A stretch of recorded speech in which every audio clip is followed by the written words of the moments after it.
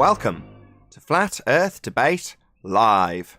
I'm your host, Nathan Oakley, and if you are new to this channel, or you've not done so already, then be sure to subscribe, hit the bell notification icon, and join button if you'd like to become a Nathan Oakley 1980 channel member and keep up to date with the Flat Earth Debate. If you would like to support the channel, there is a super chat that runs alongside each of these shows while they are live, and there's also a PayPal, Patreon, and crypto link in the info box below the video.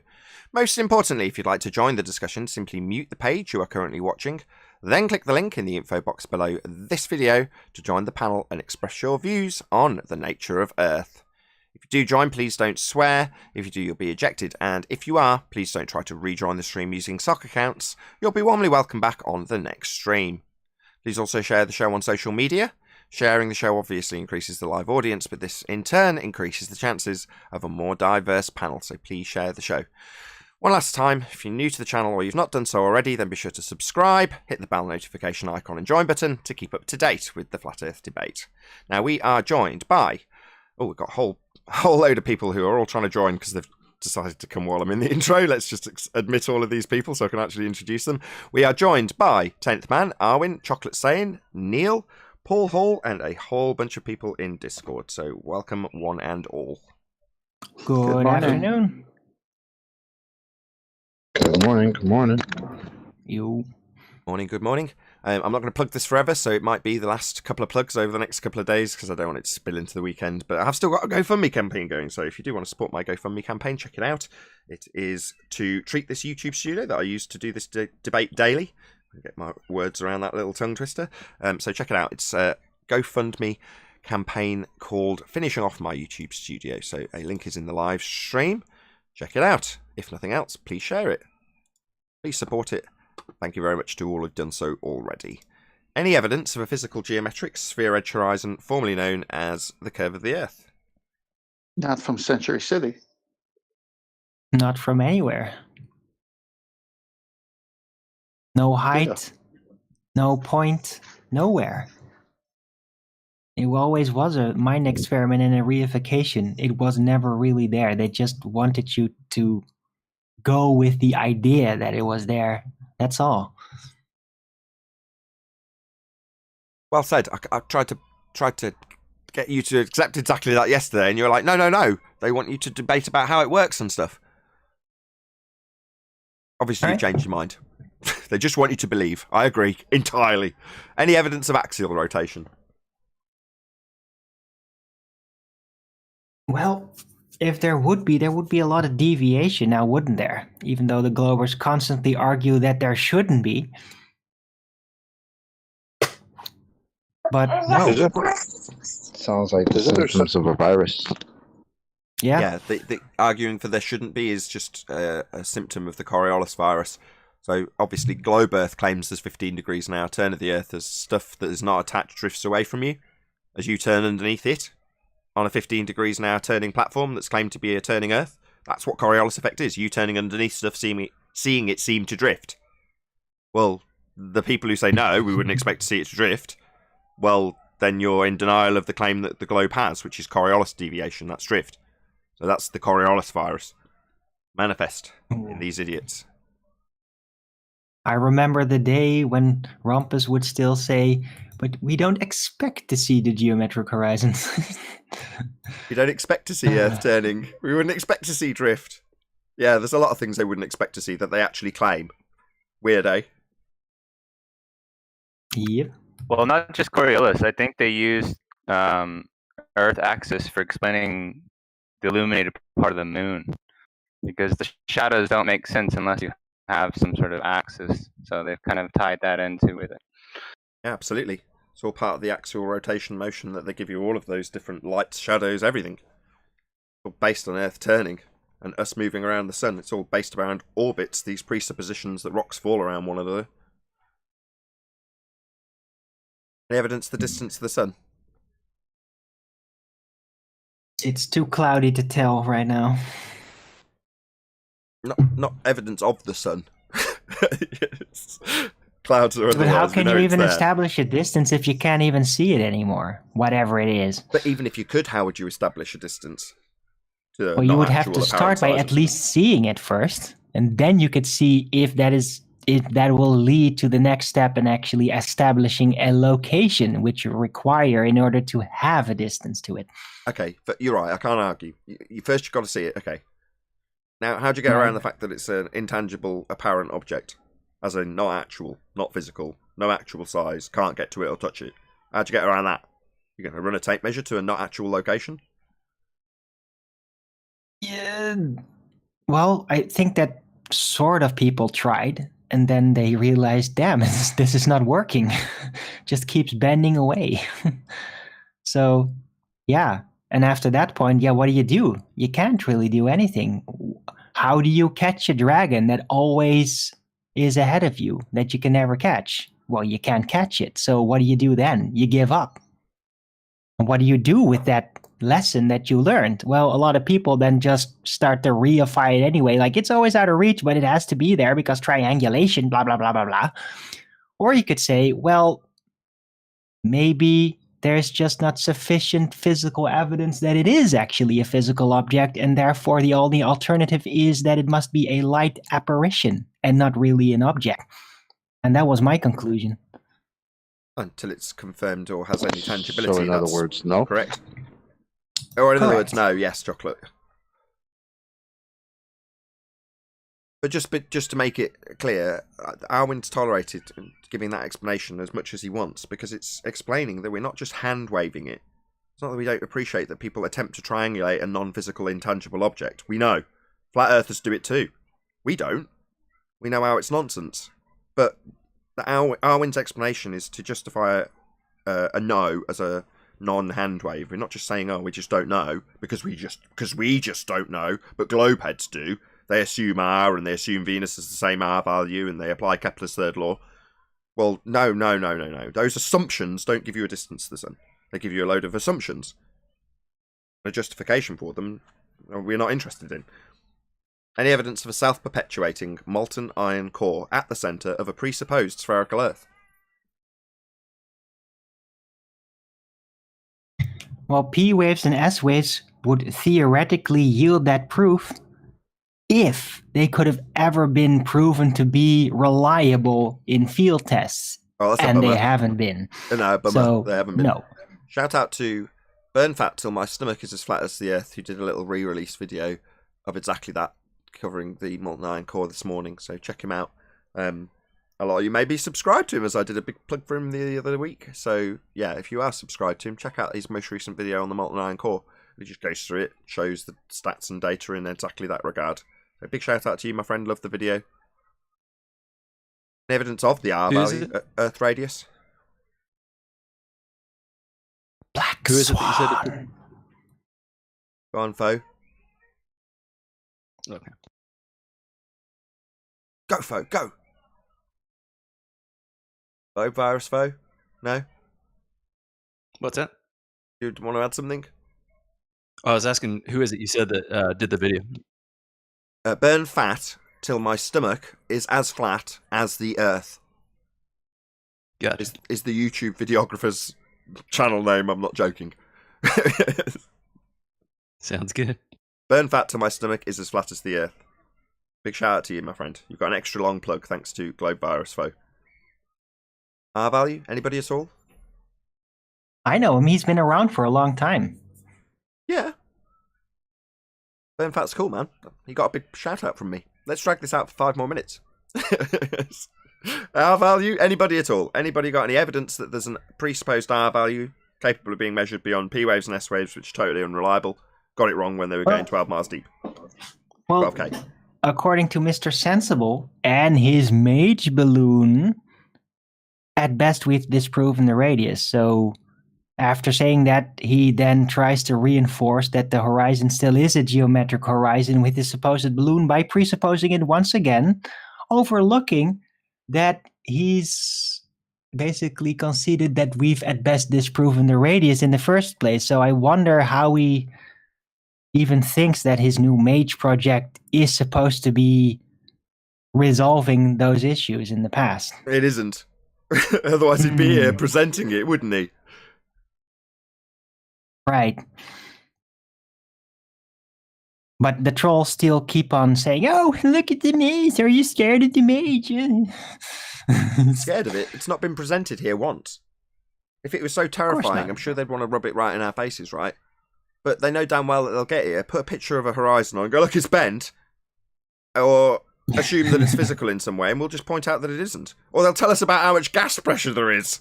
And you'll go, oh, right, pressure then. That's how it'll end, right? And they know it. That's why it's never been presented. Any scientific evidence of gravity? No, no, no. It's a reification fallacy. Conceptual medium-based mathematics that is quite impossible to even tie into the physical reality, and that's why Einstein originally never really attempted it. Said, no, just leave that to other people. He was just interested in the conceptual medium and the math, and the rest of the world thought that he had figured out this mysterious gravity, which never really existed, but always seemed to be pushed forward in, I guess, folklore, as things go down, go boom, boom, something like that. Yeah, until you actually learn how physics works, and then you realize that gravity is just a nonsense story for people that don't understand how actual physics work. Any ballers want to Still tell us guessing their on it. version of that story?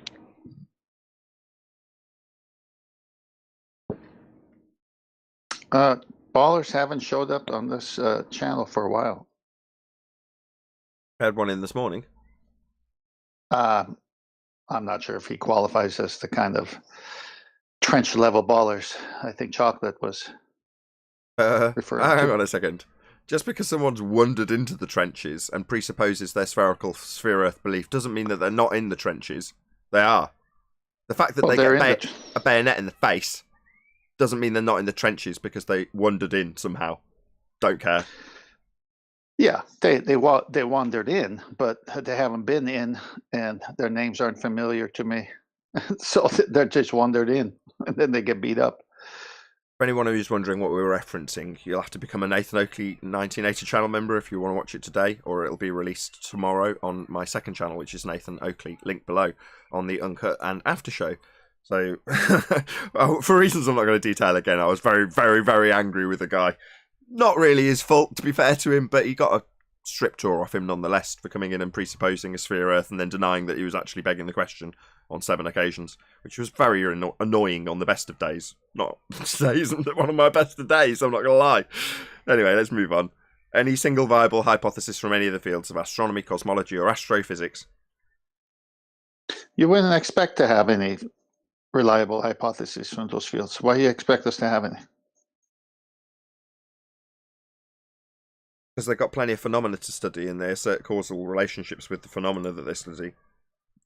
But Yeah, but every time we ask them, But without every time empirical, we valid ask- scientific experimentation based on hypotheses, it's just pseudoscience stories, and made up just so stories aren't really science. In fact, they're not science at all.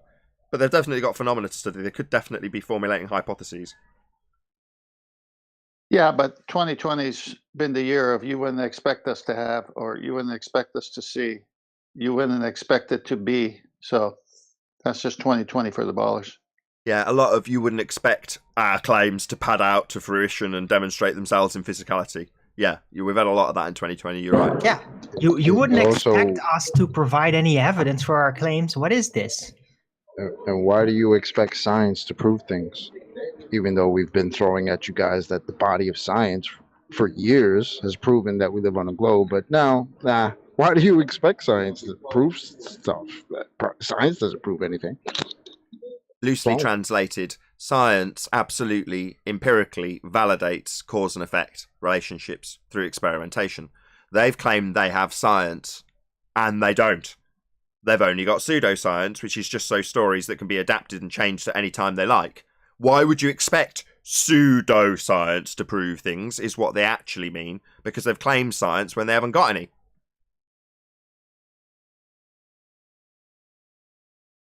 Yep.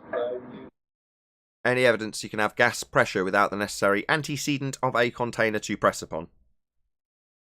No, no, no.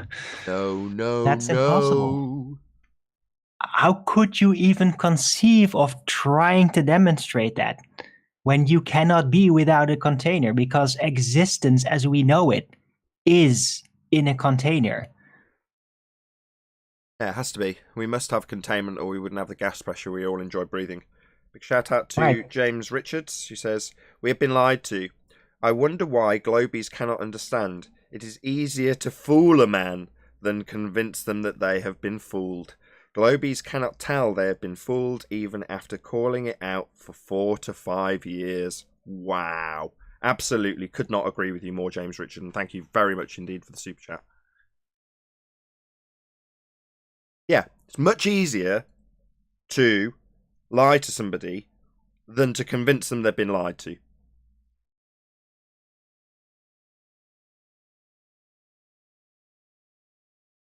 Nobody likes to be proven a fool.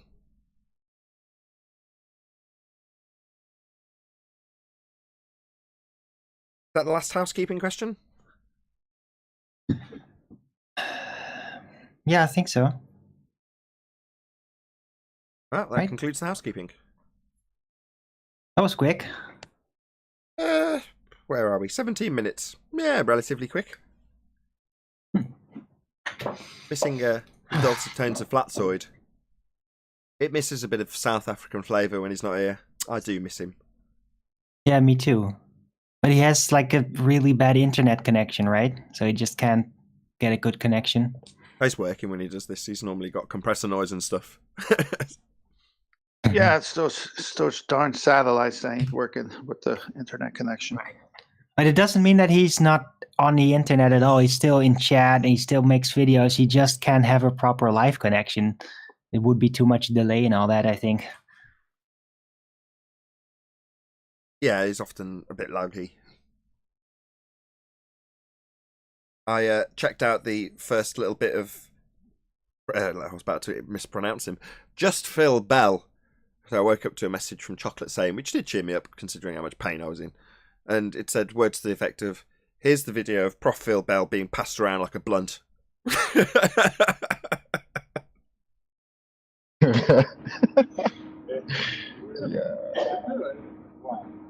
Yeah, it's just he was torn pillar to post, wasn't he, like a rag doll?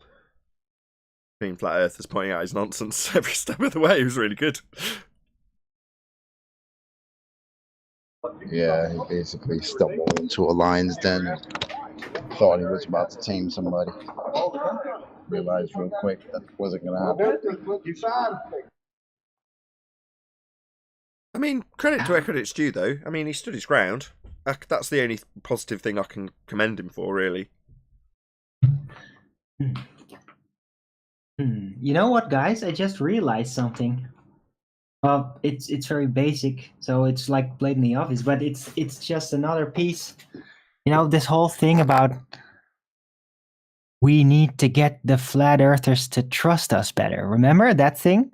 Yeah. From the ballers and NASA? Like, that's like really telling, right? We know what that means. It's like, yeah, because they need to get away again with the stories and not get questions, right? Well, it's actually perfect projection because they just need to trust us so they can actually listen to what we're saying and then let it sink in. So their problems systematically of their entire religion is that they distrust us so to the core, so utterly, to a deep level, that they literally can't even hear what we're saying anymore when we're making an argument. So their problem is that they can't trust us. But there's no trust required when you point out flaws in logic and failures to comply with scientific method. Those things, it's not up for debate in that regard. Those are just matters of fact. They need to trust us when we point out there's no but in evidence. a communication, if you're standing right in front of somebody and you're like afraid he's going to kill you any second, then you're not really going to pay attention much to what he's saying. You're just going to be like, paying attention that he keeps enough distance and all that. See, so he's not listening anymore. That's what I mean. You have to have a trust that you can just have a proper intellectual conversation in order to listen to the other. Yes, I agree. At a fundamental level, they just distrust us as being kooky or whatever their excuse is. But I think at a deeper level, like I was trying to say to you yesterday, it doesn't matter if you can pull apart the reasoning or the behavior of a narcissistic abuser, all they want to know is that you trust them. Because then when the next story comes along, they know already that you're going to trust and believe the story. So you trying to explain why the story's wrong is irrelevant. Immediately, you're just a useless... what's the narcissist's term for this? Just give me a couple of seconds. I'm gonna get it. They call it like a tool or a device or a source of narcissistic an appliance, like an appliance, right? You want to know that appliance in this instance, analogous to somebody who's being abused, they're the appliance. Well, the abuser just wants to know that when they go up to the appliance, they turn it on and it just works. Now, do they want the appliance to say, what you're doing is wrong? It doesn't work because blah, blah, blah. No, they just want the blender to turn on and for it to mash food. And if it doesn't, they just chuck it out. Yeah, so the trust is the analogous to the physical manifestation of a blade spinning in a blender as a device. That's the person's trust just being implicit, just always, unquestioning. This is how it is. Okay, I understand. Yes, that's how it is. Now go forth and tell others. If anybody disagrees or questions it, they're untrustworthy. Because you need to trust me. It's insanity that people would rather trust what they read in a book as opposed to trusting their own life experience and reality. That makes no sense to me at all. The other thing is, if you point out to somebody, I was trying to explain this to my wife last night, if whatever is currently being punted that's a hoax, and I'm not going to specifically name anything, but just something that anybody who's in the realm of looking into, say, media and finding that they lie, that's a fairly PC, everyone's okay with me saying that on YouTube. Everybody at some level is aware that the media lie. Now, once you find that out, you've then got a choice. Do you accept, based on the lack of credibility after proving that they're liars, that anything they say is then takeable as, or can be taken as read? Just, it's true because I've read it. No, you can't. Immediately. But the same very people that will call out some lie in the media, you point out that there's plenty of other things that the exact same people are telling you that you take as read, and they go, oh yeah, but that's true. Because it is easier to lie to somebody than it is to prove that they've been lied. Now, even in this instance, if you prove to somebody at whatever level that something they've been told and they have taken as true isn't, they will still defend the narcissistic abuser when it comes to all other potential lies. And I'm saying that based on credibility once proven to be liars. All other lies are still true. Why? Well, because I've already accepted those and it would mean I'd have to question them. Now, at some point, there are some people, like conspiracy cats, who will overtly express that. The fact that once you come across a situation where, if you were to accept that you've been lied to about the nature of your reality, the sky vacuum, Earth being a sphere, it opens up the possibility to huge numbers of other things being lies also. And they don't want to have to defend those. They want to accept them as well without having to question them. And questioning one thing logically implies that you've got to question it all. And who wants to do that? That's a very scary notion. Even more scary when you've got people like us going, yeah, and when you do, you're going to find out that that's all lies too. What a shock. Now, there's no shock to me. I already found out. I've got over it. But most people haven't got the slightest clue. And even if you do convince them of one lie, they're going to defend their narcissistic abuser to the nth degree because they've already accepted all the other lies and don't want to look into them. And that's the danger that the abuser faces when you have people who don't trust them, that question what they're telling them rather than simply accepting it. So when Arwin is like, well, I can show them how what they're doing is wrong or how it doesn't work or question how they might make it work, that's not the point. All that matters is that you trust the abuser.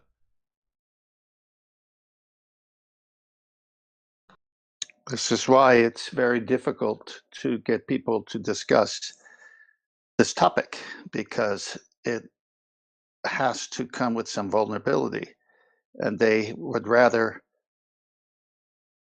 accept the lies and not care and say, well, at the end, what does it matter? You know, stupid statements like that, because if they take a serious look at it, the vulnerable is more dangerous than the reality that you're talking, because it'll change everything. It's like the one domino piece that will knock all the rest down. They don't want to even get close to it. It's scary. If I could quote Morpheus real quick. The Matrix is a system, Neo. That system is our enemy. But when you're inside, you look around, what do you see? Businessmen, teachers, lawyers, carpenters, the very minds of the people we are trying to save. But until we do, these people are still a part of that system, and that makes them our enemy. You have to understand, most of these people are not ready to be unplugged, and many of them are so inured, so hopelessly dependent on the system, that they will fight to protect it. Exactly. What an Other than- amazing All you quote. gotta do is change the word matrix into the globe. and remove the enemy Absolutely. part. It doesn't make them our enemy.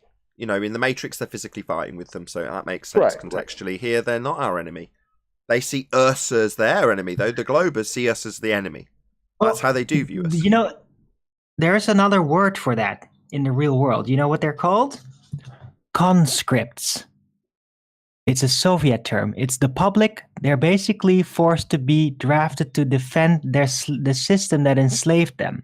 And this one it's a psychological conscript. So they will psychologically defend their psychological enslavers.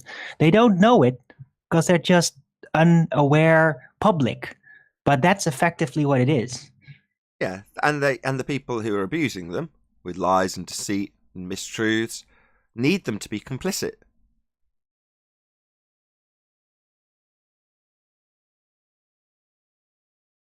Right. The Soviets basically invented that system to psychologically enslave the public in order that they will, by their own psyche, defend their enslavers from outsiders that want to actually free them. It's a perfect analogy for the Matrix. It's basically Soviet Russia. Well, a lot of it's Like based that. on a philosophy. It's simulacra and simulation. And it even features in the movie. So somebody in the chat, I can't remember who, said, oh, it's just a movie. Well, yeah, it is just a movie, but it's based on philosophy. Now, are we saying we adhere to the philosophy? Well, no, but the psychopathic control grid that is the world we live in does. And it's being laid out for you in the Matrix, albeit via metaphor. Well, okay, yeah, it's just a movie. And you could say one step further down when I point out that it's based on a philosophy, that simulacra and simulation isn't real. No, it's not. It's just describing and detailing something as a philosophy. A bit like the globe.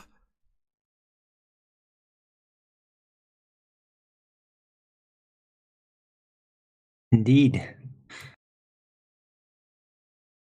I like talking about the Matrix. It's my favourite movie. Mine too. Oh, heck yeah. It's the best. I dressed myself after it. What I wanted Dressed that like seemed very fitting. I was the Hey. agent. you were an agent. Yep. I went to the premiere of the Revolution, the third one, and my friend was Neo. I was the agent. We did a fight scene in the lobby. Oh, wow, very Beautiful. cool. That's fun. That's awesome.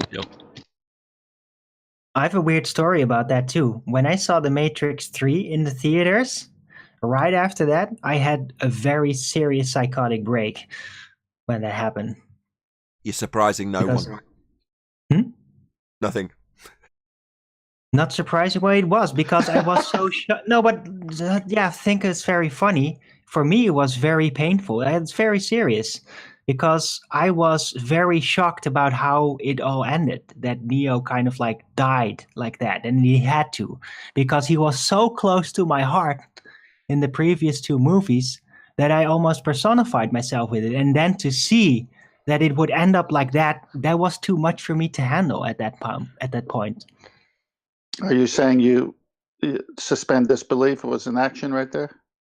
No, I just was broken spiritually inside because the individual that I had used as an exemplary icon for my own self basically was pretty much virtually murdered to me.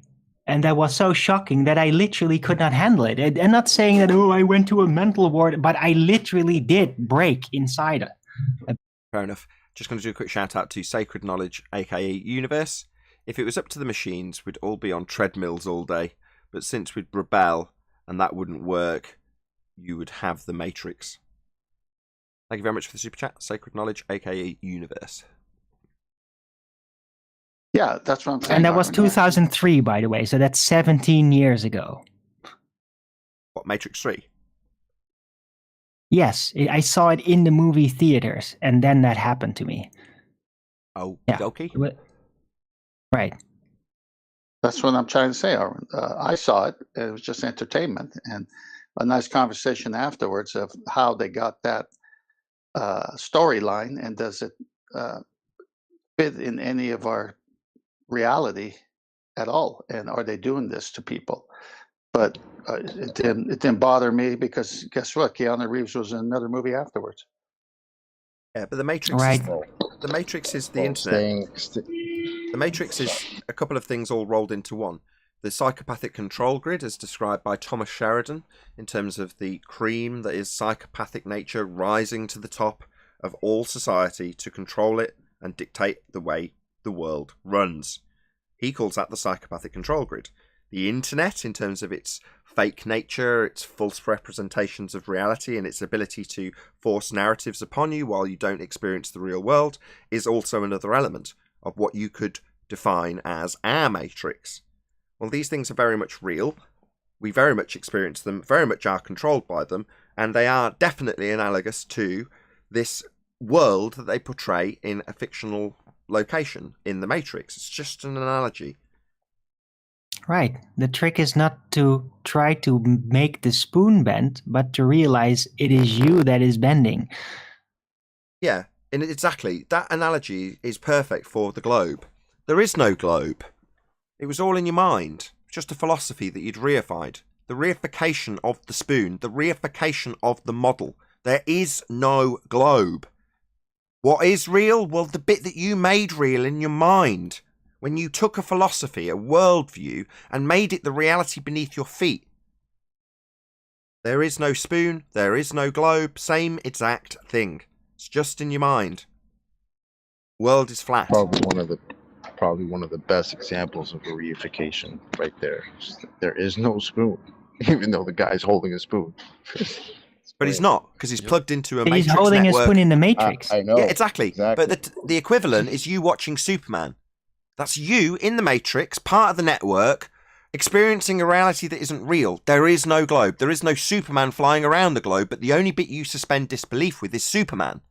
The globe bit's taken as read because you've been pre-programmed to accept that as your reality. You've never had that vantage point, but yet there you are looking at a spoon that doesn't exist on the screen with Superman flying around the spoon. I mean globe.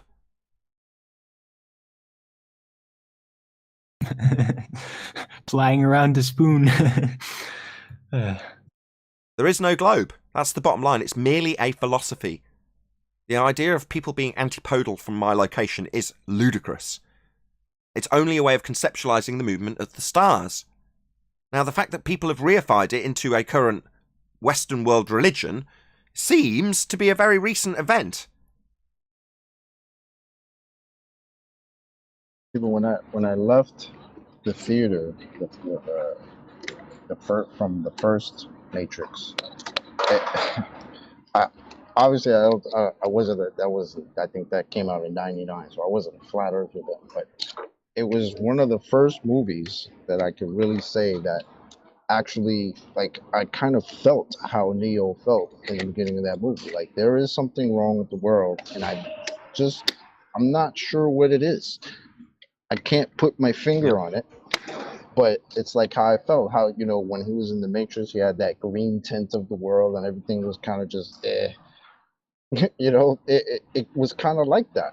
Yes, like, I totally agree. And then it went back to that, me raising my hand saying, hello, teacher, excuse me, how are people sticking to the bottom of this ball? It was kind of one of those things. It was just like an itch in the back of my mind, like Morpheus says.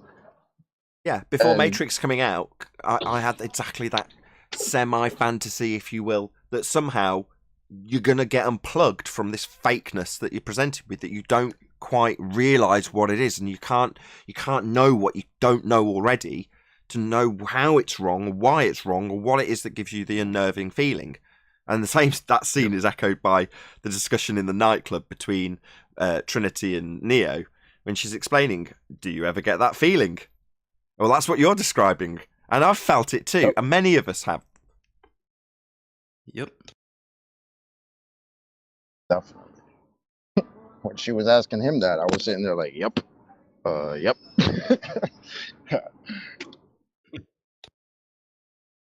Yeah, He's and very wrong. it's no coincidence that you've spent a lot of time on planes and, you know, up in the air, and I have too. And it was those times that I was questioning it the most. Again, like you say, I have to disclaim I wasn't a flat earther, nor was I even thinking about it in that vein because of the way the programming was so clever. Looking back on it, you think, when I'm looking out of this plane window and saying, I wish I could go higher, I wish I could see the curve of the Earth while I'm looking at a horizon I'm reifying into a physical sphere edge, and contemplating just how flat it looks, especially when flying over land. I remember flying over Europe, or flying over Russia specifically, looking out the window, no sea beneath, and going, wow, it's so flat. But I'm not saying it in that way. And why aren't I saying it in that way? It's so clever that you're not even contemplating when you are contemplating it. How have they done that? It's just amazing. You've got to admire the indoctrination, right? Yeah, because to me, I was like, instead of admiring how flat it is, I'm pissed off at how curved it's not. Exactly. Like, damn, I wish this plane could go higher so I could see the freaking curve. That's exactly how I felt. Like, oh shit, it's just flat. Precisely. You'd be looking out going, I wish I could go higher. I wish I could see curve. I wish this plane would fly at 80,000. And you're like, you're not saying, what you're actually saying is, look how flat it looks. Exactly. I had the same experience when I went, how old was I? I think just like 18 or something. I went with my uncle who does have a flying license into like a small time plane, and I was like, oh yeah, I can finally see how the Earth is a ball. And it's like, can't we go further up? It still looks, we look so close to the ground. Like, how big is the Earth? Especially when you're taking off and you're on that angle, and that viewing angle of yours just opens up, and it's the land just keeps going and going and going, and you're just like, what the hell? Isn't it supposed to? When does it start doing what I see on television? You know, when is it supposed to start doing that? Never. Yeah, where's the transition phase where you suddenly see it's a ball? Should be immediate. It should be immediate, right? We're supposed to be able to measure physical geometric sphere edge obstruction at the horizon from the ground according to the Earth curve mathematics. And the advanced calculations in the very same mathematics on Mick West's site show you how much you've got left to right curving. Now that would increase as you raise in altitude until it eventually went completely spherical as per their presentations from higher up in the fake medium. Well, therefore, the curve would be more and more predominant as you go up, and it is when they represent it in Google Earth. Go up in altitude and watch the horizon, a reified physical sphere edge geometric horizon that isn't the horizon we see in reality, curving. Because it would. In other words, if the horizon was actually a physical sphere edge, number one, I think we'd have two of them, one based on the limitation of our optical view, and the other based on the physical actual sphere edge that's getting in the way of stuff in reality. But we don't. There is no physical geometric sphere edge horizon. It doesn't exist. It only exists in the maths. So therefore, if it was real, if we stood on a sphere, you'd rise in altitude and it'd get more and more bendy as you went up. Simple. Now, the fact that they take a curved lens and say, look, here's the horizon, a non-physical location, doing just that, it's like it doesn't change the fact that that isn't a physical horizon. And everything before it is getting further and further away as I increase my angle, and it all looks flat. Nothing's falling over any edge, ever. All the surveyors are measuring it and building on it flat. I don't get it. Why are we ever under this assumption? And when Chocolate and I, in this description, go up and look down on the ground beneath, you're not saying, wow, look how flat it is. You're saying, I wish I could see curve. How's that work?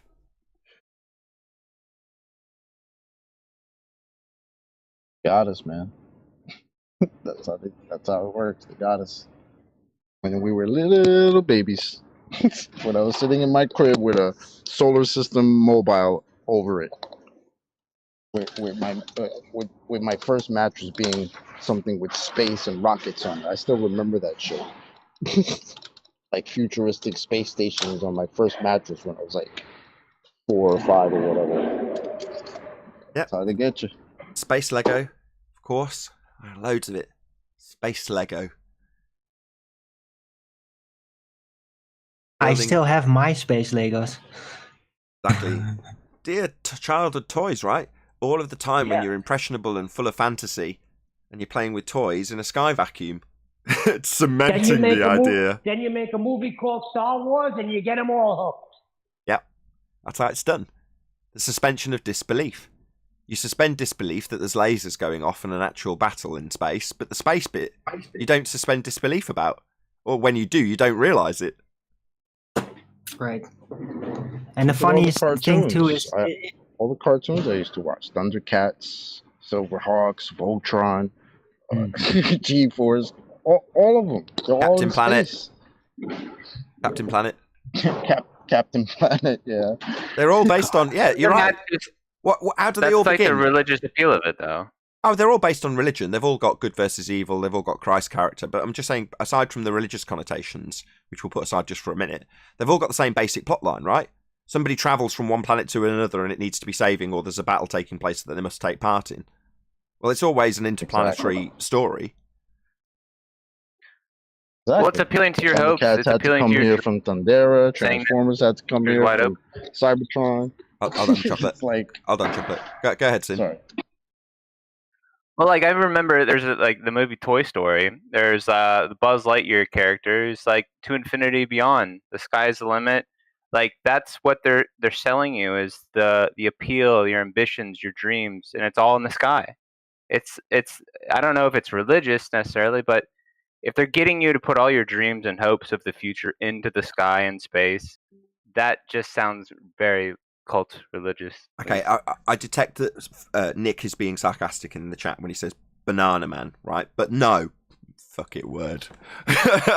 Banana man has Eric eat a banana, and then in the opening credits, Banana Man as an adult flies around the globe. In the opening credits. I was very impressed by the cartoon Banana Man as a kid. Me too, I love Banana Man. I've never heard of that. That's new on me. Gave me goosebumps every time the title played. It's Superman that transforms to Superman by eating a banana. That's exactly. it. When Eric eats a banana, he becomes Banana Man. Wow. Yeah, and the song was all very serious. It was so silly, but they presented it so serious. That was very appealing to me. Now, of course, Super looking Ted, at it back later, it looks so ridiculous. But same goes for Super Ted. So Spotty comes from another planet, pours some magical alien crystals onto a teddy bear, and then they get Super Ted. So it's alien-based. All of them were. Oh my god! Oh my god!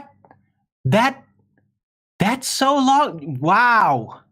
Super Ted. Oh my god, that's long ago. That cartoon like totally activated my pineal gland every freaking time I saw it. Can you download? That's so long ago. I'm sure you can watch Super Ted on YouTube if you want to regale some of your youth. Damn. Anyway, yeah, they're all full of programming is the point, though. They're all based on the same loose idea. Obviously, there's going to be exceptions. I'm sure Danger Mouse and various other Jamie and the Magic Torch weren't based around interplanetary travel. But nevertheless, maybe they were. I don't know. But either way, there's going to be exceptions to every rule. But I can just remember the majority of stuff that I was being programmed with as a kid with cartoons, even as I look back on it now, had a lot of propaganda in it. Of course it did. Not necessarily because the people creating it knew it was propaganda. They were the same as us, right? So they just put it in because they'd been born and bred with it, and they had no idea that it was in any way propaganda. But it is. Chocolate, don't even worry. to this day, like I'm still named Chocolate Saiyan. A Saiyan is a warrior ape that comes from another planet. And Yeah. Goku was the one sent here. You know? It's like Hey, Chocolate. I mean- yeah, go ahead, man. Yeah, Banana Holy Man. shit. Banana Man only appealed to a portion of the society, Boom, not boom. to all. Boom, boom. Appeal. Yeah, it's riddled. Pop culture's riddled with various types of indoctrination, be it for whatever the current religious rhetoric is, in this case heliocentrism. It doesn't matter. Oh, is that you, Arwin? Arwin, typing. Arwin. Sorry. Yeah? Me typing. Oh, you hear that? Okay, sorry. I thought that was just pineal gland making noise. It doesn't have cogs in it. I just found the Super I've Teddy. been asked. I had somebody ask me one time, well, how do you still call yourself Chocolate Saiyan if you're a flat earther? I'm like, because I can distinguish between reality and a anime. Like it's not real, but you guys have this are under the assumption that this fantasy is your reality. I am Yeah. not. This Simply is just a recognizing username. recognizing You know what I mean? the rhetoric for being a philosophy doesn't mean that suddenly we're like putting up crucifixes to the philosophy and going, we need to throw garlic at it. No, we just recognize that it's a philosophy. Now, the fact that the opposing side reifies that philosophy into their actual physical existence, well, that's their problem. But it's not a problem for us to recognize and sometimes even admire the heliocentric philosophy. It doesn't mean we're somehow scared of it or run away from it. That's you projecting what you do, like Armin described when we went into Dr. Becky or whoever it was chat. You will all point at him and go, flat earther, flat earther, flat earther. Right? Well, that's because you're scared of people who don't believe in your cult-like views when you reify philosophy. Well, we can understand, which we all now do, how the philosophy lays itself out, how it works, sometimes where it's good. But that doesn't mean that somehow we're scared of the philosophy or reify it as you do. It's just totally different scale.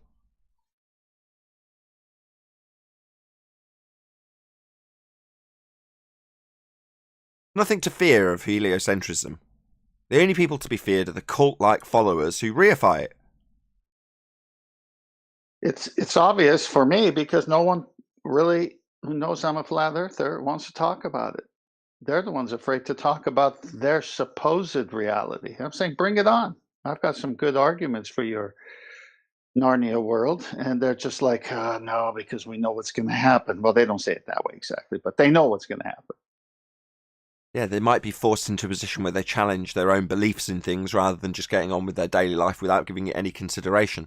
And the consideration is exactly why it's been engineered the way it has. Because if you give it consideration, you might give other things consideration that you're being lied to about. Now, that wouldn't be very good for people trying to keep control of you. You remember the story when I walked in to see my friend at the restaurant? There was a guy there, and he recognized me. I recognized him, and sat down. And but prior to sitting down, he says, "You're the flat Earth guy, right?" And I said, "Yeah." So I sat down thinking that was an invitation to talk about it, but he didn't want to talk about it.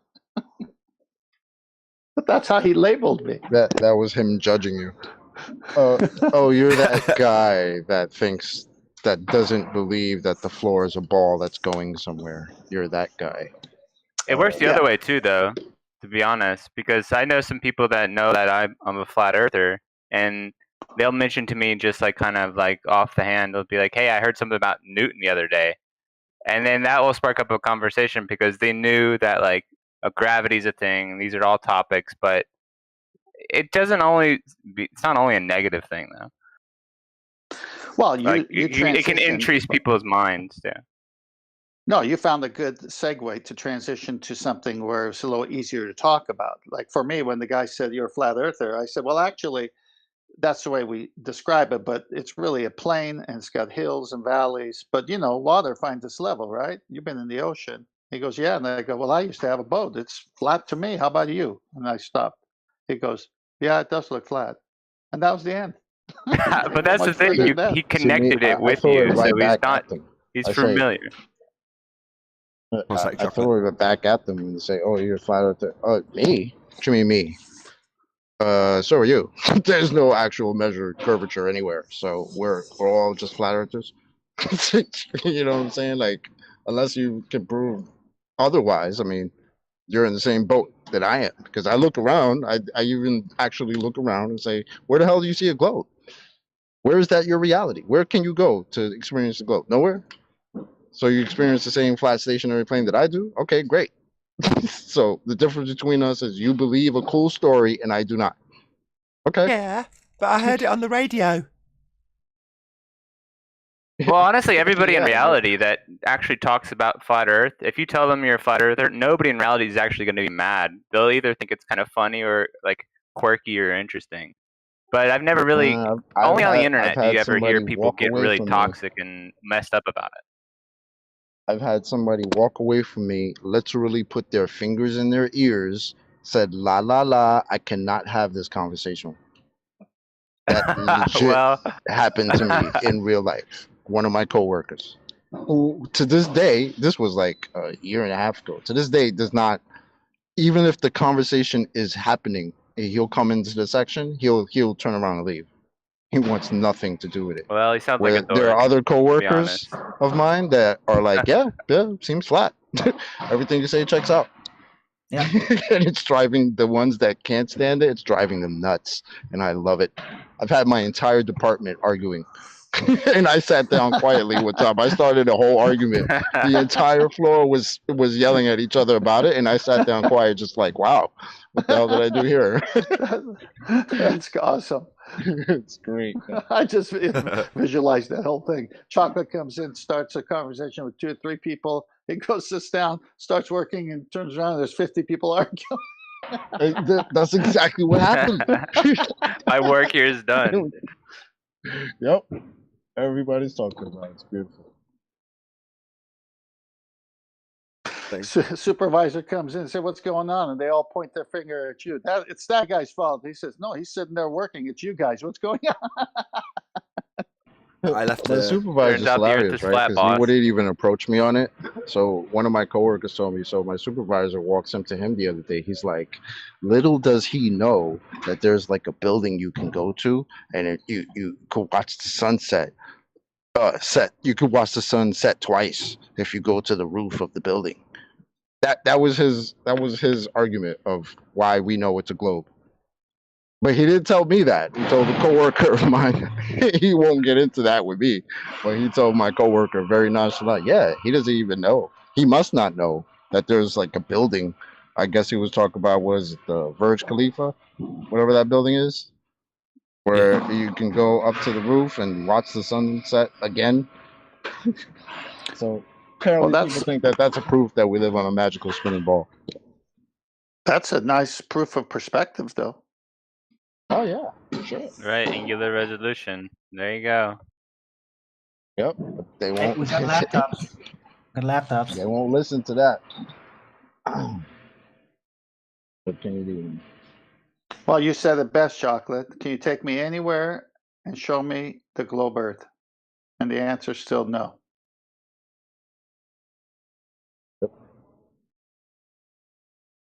Sorry to change the subject a little bit, but I've been recently watching a case that actually involves Elon Musk. So Johnny Depp and Amber Heard have been going at it in various different courts, including courts in the UK, which caught my attention. So I've been keeping up with it to a certain extent. Now, Elon Musk is apparently going to be deposed, and one of the videos that somebody released about that specific subject by That Umbrella Guy, all one word, shout out to you, my friend, for covering it so well. Underneath, I put, when he pointed out that he's going to be deposed about his claimed non-relationship with this defendant in this regard, my comment was, well, Elon Musk's always been a liar. Outer space is fake. You can't have gas pressure without a container. The sky's not a vacuum. And first reply, immediately afterwards, was a guy saying, I hope you're just trolling and that you don't believe what you're saying. So that immediately got about 9 thumbs up as a reply. So obviously there's a fair few people clicking on it, not necessarily commenting, but giving this guy a thumbs up. How dare he believe that the sky can't be a vacuum? My response was, well, no, I'm not trolling. It's not my belief. It's the second law of thermodynamics. Look it up. My point is that immediately the reaction from somebody who wants to respond to that is to say, you're a believer in gas filling space. Natural law. You're a believer. Why? Well, because it contravenes my idea that the sky is a vacuum. Now, these are people in this particular biased channel. I'm not going to call him biased. That Umbrella Guy is very much in favour of Johnny Depp in this particular court case. Now, I don't care either way. It's just interesting to me.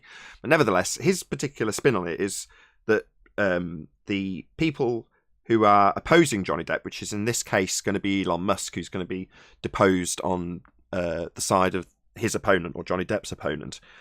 That's people who are saying, God, yeah, I hope he gets proven a liar in this regard. Yeah? Elon Musk. I hope he gets shown to be a liar and having had a relationship with this Amber chick. Well, while that's salacious and newsworthy, because it's crass and lowbrow. It's more interesting to me that he might be shown to be a liar in that regard, but he's a liar. He's a flat-out liar. Credibility-wise, he's claiming to send rockets to a second law of thermodynamics violation. He's literally showing a man in a spacesuit, a fake dummy in a spacesuit, in one of his cars in space. The guy's an overt liar. But people in that comment section would rather trust him that he's sending rockets to space, while simultaneously saying, oh yeah, let's hope he gets shown to be a liar in terms of his deposition in regards to this very specific, very niche court case. Oh, but everything else he says about going to space and stuff, obviously I'm going to believe in that still, because that's part of my religion. So it's back to the commenter, it's back to that commenter, James Richard. You know, it's so much easier. I'll just read out his comment again. We have been lied to. I wonder why Globies cannot understand it is easier to fool a man than to convince them they have been fooled.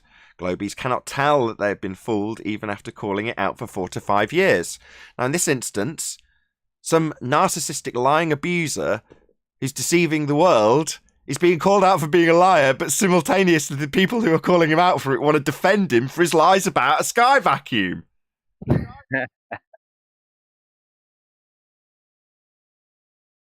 Even though the first quote that comes out of him after doing such a ridiculous thing is, you could tell it's real because it looks so fake. Yeah, that's called duper's delight. That's called duper's delight. A narcissistic tell. Psychopathic tell. Tell them the reality of the situation, then laugh at them for it. You can tell it's real because it looks so fake. Just duper's delight. Yeah, there are some people that can't even believe that that's... It's crazy because the people that want to call you crazy, right, or like us crazy, they don't even know half the things that they're supposed to believe. Like, you know how many people I've had to tell, like, you know there's supposed to be a car in space in your narrative, right? Like, they give me weird looks. Like, I'm making this up. Yeah. I'm not... It's a bit like Coriolis, isn't it? Story. I've done that too, Chocolate. Yeah. You present somebody with the footage. I've done this several times. You go, check this out. You show them car in space. And they laugh and go, well, that's obviously fake. And you go, no. You then have to go into this weird scenario like with Coriolis effect where you've got to tell them that that's claimed to be legitimate and convince them that it is legitimate. And there's normally a turning point where they actually realise that they're supposed to be accepting it as real and they're not. So there's normally a turning point where they go, oh, well, yeah, okay, it is in space. When they've just spent 10 minutes convincing you that it's not real and looks really fake. Yep. I've had people tell me, no, I'm going to debunk that. And I'm like, welcome to Flat Earth. Remember the conversation about the where this thing is supposed to be is not real? It's already debunked. What I'm telling you is this is the story they're telling you. And he's like, nah, they're not telling us that.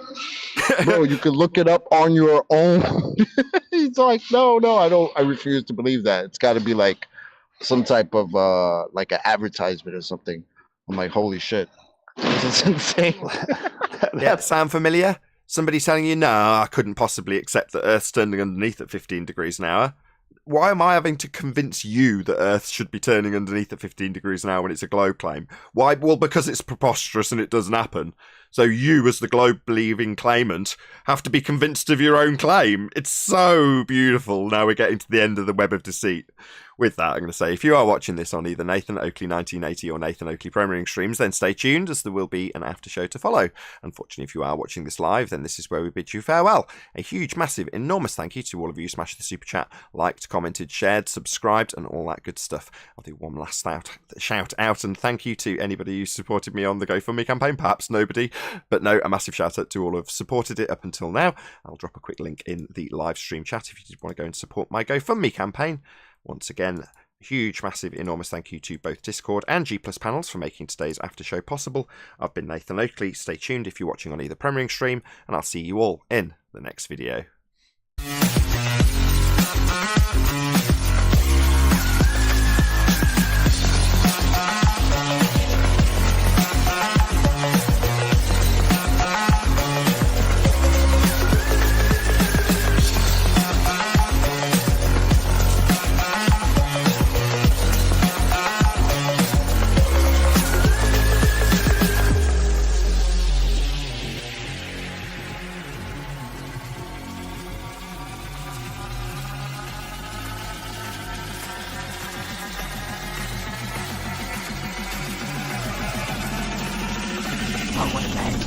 What a lovely day!